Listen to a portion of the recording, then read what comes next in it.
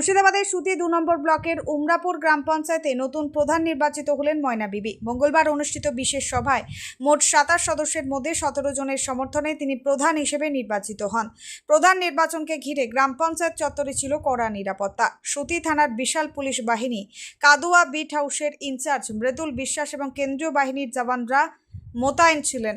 ফল ঘোষণা হতেই সমর্থকদের উচ্ছ্বাসে মুখর হয়ে ওঠে এলাকা। ফুলের মালা পরিয়ে নবনির্বাচিত প্রধান ময়না বিবিকে সম্বর্ধনা জানানো হয়। উল্লেখ্য, প্রাক্তন প্রধান রবিকুল ইসলামের পদত্যাগের পর উপপ্রধান মুশবেরা খাতুন অস্থায়ীভাবে দায়িত্ব সামলাচ্ছিলেন। পরে নির্ধারিত বিশেষ সভায় নতুন প্রধান নির্বাচন সম্পন্ন হয়। স্থানীয় সূত্রের দাবি, ময়না বিবি প্রাক্তন প্রধান রবিকুল ইসলামের বৌদি। তবে সামাজিক মাধ্যমে প্রচারিত পারিবারিক বিরোধ সংক্রান্ত দাবির কোনো সরকারি বা আনুষ্ঠানিক নিশ্চিত তথ্য পাওয়া যায়নি। এখন উমরাপুর গ্রাম পঞ্চায়েতের উন্নয়নমূলক কাজকে এগিয়ে নিয়ে যাওয়ায় নবনির্বাচিত প্রধান ময়না বিবির সামনে সবচেয়ে বড় চ্যালেঞ্জ। ক্যামেরায় A1 নিউজ বাংলা।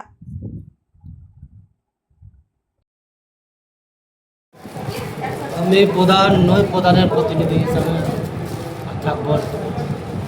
প্রধান তো যিনি হবে ময়না বিবি। আমরা এলাকার উন্নয়নের জন্যই কাজটা করি।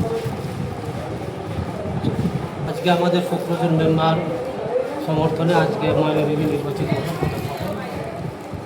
বিপক্ষ তো শূন্য ও আসেনি আর কি। আমাদের মোট 27 জন সদস্য, 27 জনের মধ্যে 17 জন উপস্থিত হয়েছে আর 10 জন অনুপস্থিত।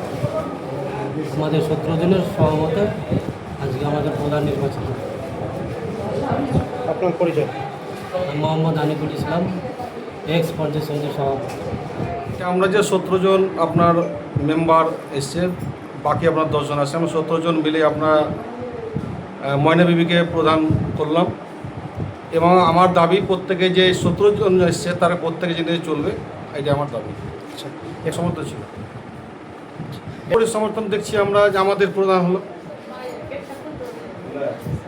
আপনার, যেমন রাস্তার কোনো তো কাজ শেষ, উন্নয়ন শেষ হবে না। যেমন রাস্তাঘাট থেকে শুরু করে পানি জল থেকে শুরু করে যে কোনো এমএসকে বলেন বা ICDS বলেন, সব কিছু উন্নয়ন করা যাবে, সেগুলো আশা রাখছি।